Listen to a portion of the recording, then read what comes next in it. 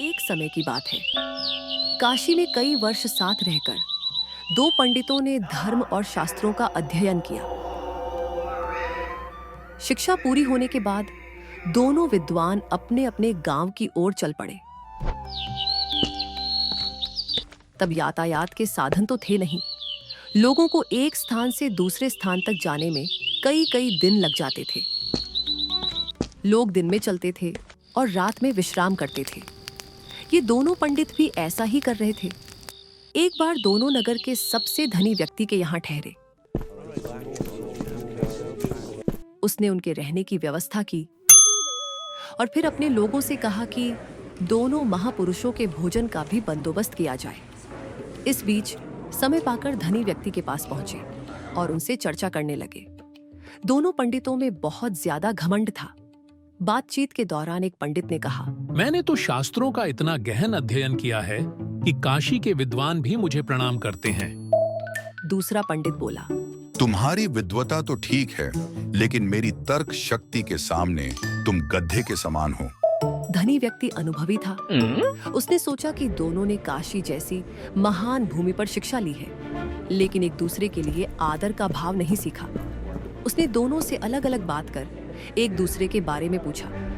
पहले पंडित से पूछा, पंडित जी, क्या आप बताएंगे दूसरे पंडित जी कितने पढ़े लिखे हैं, उनका व्यवहार कैसा है? तो वह बोला, वह तो एक बैल जैसा है, बस चलता रहता है, सोचता कुछ नहीं।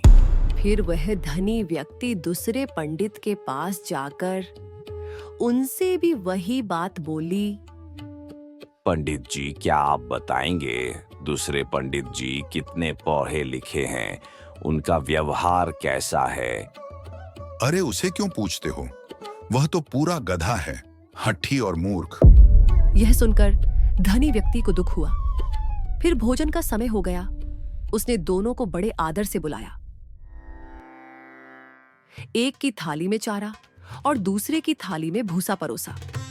यह देखकर दोनों पंडित आग बबूला हो गए। पहला पंडित चिल्लाया, यह क्या मजाक है? क्या हम जानवर हैं जो यह चारा खाएं? दूसरा भी क्रोधित होकर बोला, धनी होकर तुम हमें अपमानित कर रहे हो।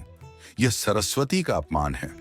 धनी व्यक्ति ने शांत भाव से उत्तर दिया, आप दोनों विद्वान हैं, इसलिए मैंने आप दोनों की कही बातों का ही पालन किया है। एक ने दूसरे को गधा कहा और दूसरे ने पहले को बैल बताया।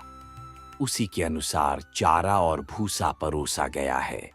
इसमें मेरा कोई अपमान करने का उद्देश्य नहीं है। यह सुनते ही दोनों पंडित शर्मिंदा हो गए।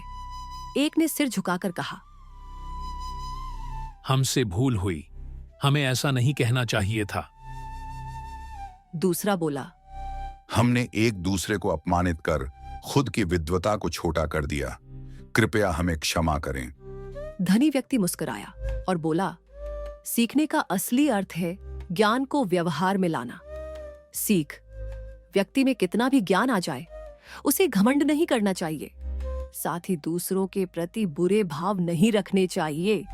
दोस्तों, अगर आपको यह कहानी अच्छी लगी हो और इससे कुछ सीख मिली हो तो वीडियो को लाइक करें, चैनल को सब्सक्राइब करें और बेल आइकॉन दबाना न भूलें ताकि हमारी नई कहानियां आप तक सबसे पहले पहुंच सकें। धन्यवाद।